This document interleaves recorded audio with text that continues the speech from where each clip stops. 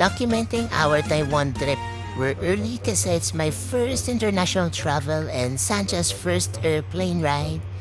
And yes, we're going to immigration officer right now and kabado na kami yan. Pero yes, pumasa kami sa I.O. Doon nasungitan kami ng bago. Anyway, ang importante, bumasa kami for simple questions like saan ka pupunta, kailan ang balik mo, sinong kasama mo, and saan ka nagtatrabaho, naisi your ID. That's the questions ng mga I.O. And kailangan nilang bumalik for my shot, of course. And this is for PWT, but we really need to try. Kasi I'm seeing this trend naman sa TikTok. Of course, may patalikod. Chenik, picture muna tayo dyan. Yes, while waiting, nagkape muna kami sa Fly Cafe. 180 pesos for cappuccino, pa-SB na yarn. And now, magbobold na kami. So early, mga 5:37 AM pa lang. Coronajes. Pasok na kami.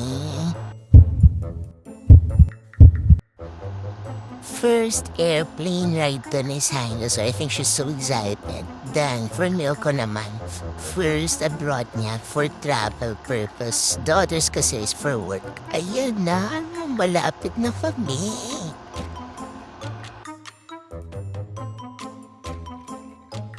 Eto, palandin na kami nito, so retouch mo nga ang lola mo.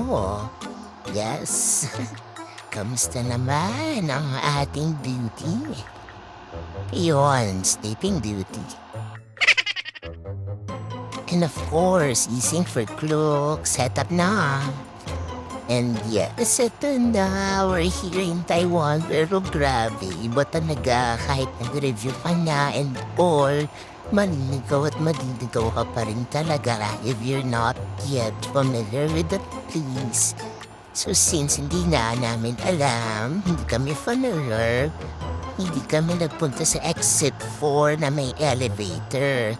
Exit 5 na alam kong way. So sorry talaga, Milks. As well as Sanja. Super bigat pa naman ang bagay ni Sanja. Nalabas na yung muscle niya. So pagkaiwan namin ng luggage, start na kami for day 1 tour. Aichong flour rice noodles since 1975. Small lang yung bilhin nyo kasi mabigat siya sa child. Nasarap naman siya. Kasi magkakaiba lang siyang taste. Then next is Xing Fu Tang. Medyo overrated, no? Kasi mas masarap pa yung milk tea natin dito sa Pinas. Sa totoo lang. And gala-gala muna until we found this smoking area. At ang mga bakla, excited. Oh my God. Iniwan nila ako nag-aantay kasi I don't smoke. Back to hotel. Kala ko fresh and lang pero they sleep. Oh my God. Finally recharged na. So we're going to Shimending area. Gala-gala muna tayo, guys. Sayang ang araw. Pumunta pa tayo ng Taiwan, sleep lang pala kayo. So first is the Red House. Walking distance lang siya sa Richmond Hotel. Hotel, Midtown, Richardson, whatever. Anyway, yan. And then, may pasmoke sila kasi it's so hot. And it's the shimmering area at night. Yeah. And of course, di namin palalagpasan the crispy milky donuts. So masarap. Nakalat lang yung milk, but it's okay kasi super worth it. And then, nag-dinner kami sa 365. Para lang siyang parinderya, pero grabe ang hirap umorder. Ano kami makaka-order? Pero super sarap ng braised pork as well as oyster omelette. The best talaga. As in, so, gotta try this, okay? Itong oyster omelette na hirap silang kainin. Hirap sila mag-chopsticks. Ayan. So eto na, day 2 na. Oh my God, may kanin. Tuwan-tuwa ang Sanja. Yes, buffet breakfast sa Hotel Midtown Richardson. Very masarap ang food. Ngayon, tambay muna sa labas because our itinerary for today is to go kay Hulay, yan. Very fast ng transportation dito. Very clean. Ang MRT, bawal kumain, bawal magkalat. Yan, so sa Shindian area muna kami. Then sakay kami sa bus. I forgot the number. Anyway, first bus ride. Ayan, bus 849. So to Hulay yan. Last stop nila is Hulay. Yes, may pa-cleavage yung Mayora. Anyway, eto yung view from the bus. So very, very clean talaga sa Taiwan. May pa ganitong scenery din sila. It's very, very unusual. Maganda. So 40 minutes ride, pwede pa mag-sleep ang mga bakla. Eto na, Hulay na.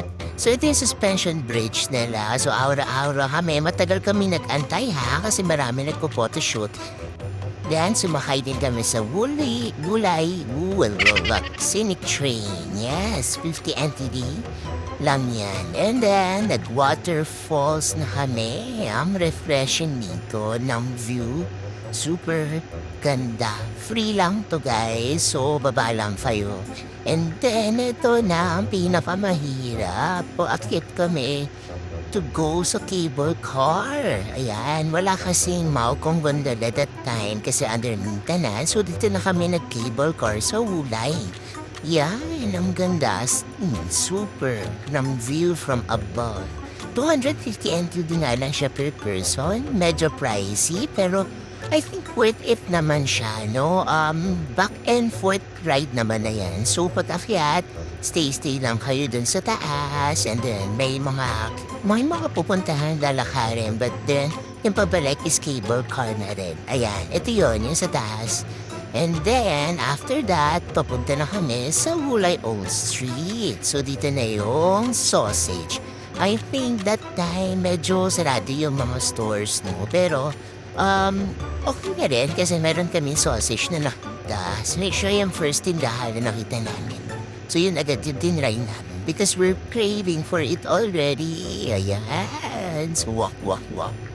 Okay. And then, eto na ang Wildberg sausage nila. Super juicy, super yummy, super long. So, after our Hulay trip, it's time for us to go back home. But we decided to go to Chiang Kai-shek. Grabe, very amazing temples na meron ng Taiwan. Super beautiful. This is the Chiang Kai-shek Memorial Place. And grabe, nakakamiss lang yung structure neto. As in, so here's our pictures. Signature pose yan ni Milko. And, kalit yarn. And, yan, perfect. O, diba? And then, bakit mga stolen shots pa kami? Then after that, we went to Taipei 101. Siyempre, may escalator trend din kami, no? Ayan, so,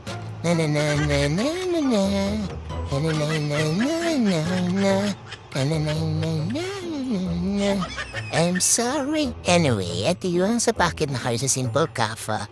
And dito na lang kami nagpunta para hindi na karga sa observatory. Pero grabe, ang sumit naman ni Kuya, no? Yung barista. Parang minamaliit niya kami na para bang kape lang yung hanap niya para makakit kayo sa taas. Anyway, ito ang ganda nito. Well, parang siyang Kimbicom Tower na nasa 42nd floor ganun. Ganun yung feeling. Pero ang ganda at ang lawak ng Taiwan, seeing it up from Taipei 101. Very nice din na spot. Then, after that, we went sa Washi Street Night Market. So, gusto sana namin puntahan itong Wang's Broad. Kaya lang, my God, sarado pala siya. So, daan na lang kami sa net. And sa Yoshinoya na lang kami kumain. And then, here's our North Coast Tour by Clue. So this is our day 3 trip, no? So we're going sa Yelyu Geo Park first. Yan, kaway-kaway na mga bakla. From this to this. Ayan, so ang ganda rin dito. Kaya lang sobrang init during this time na napunta kami. So nakaka-exhaust yung init. Si Milko nga umupo na lang. So kami na lang ni Sandra yung umawala. Grabe, opak na pa ang lola mo na para bang kakulay niya yung sun.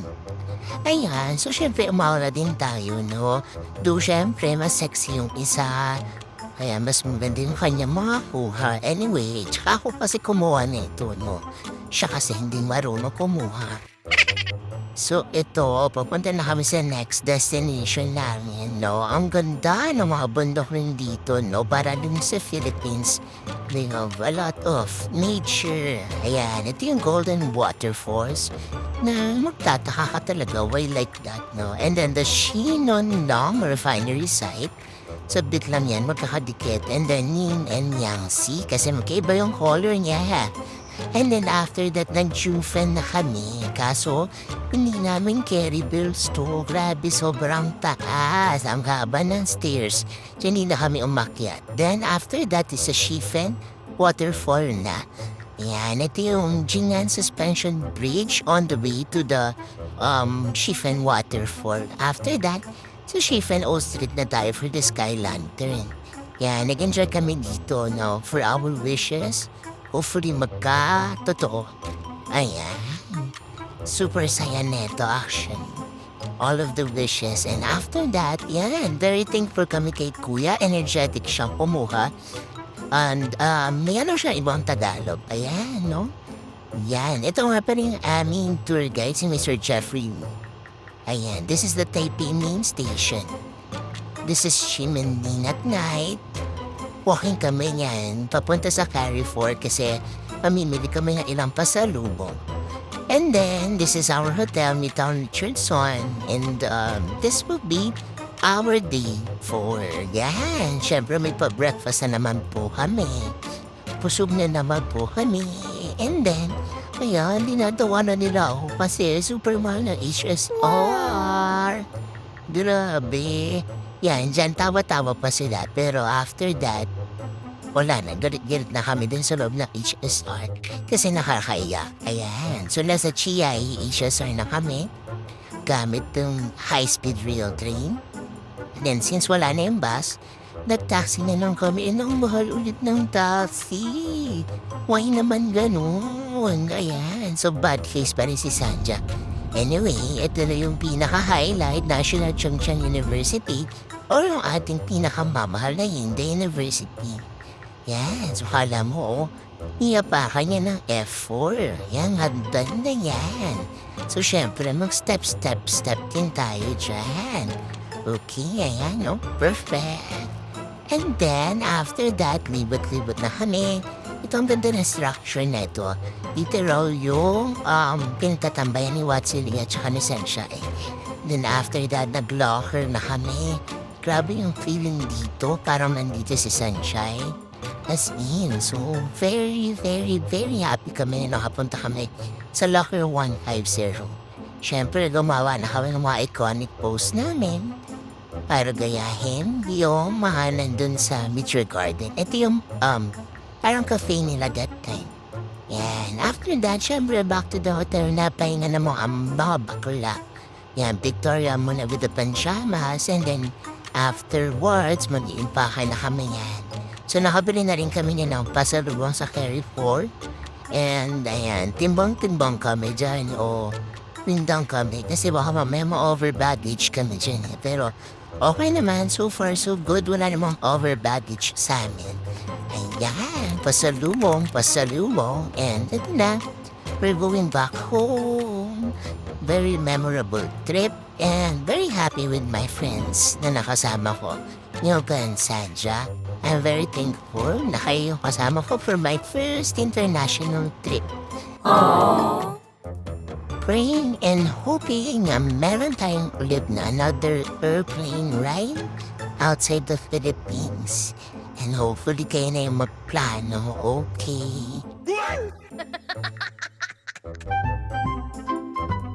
So for now, bye na muna from the ultimate Mrs. or the artist.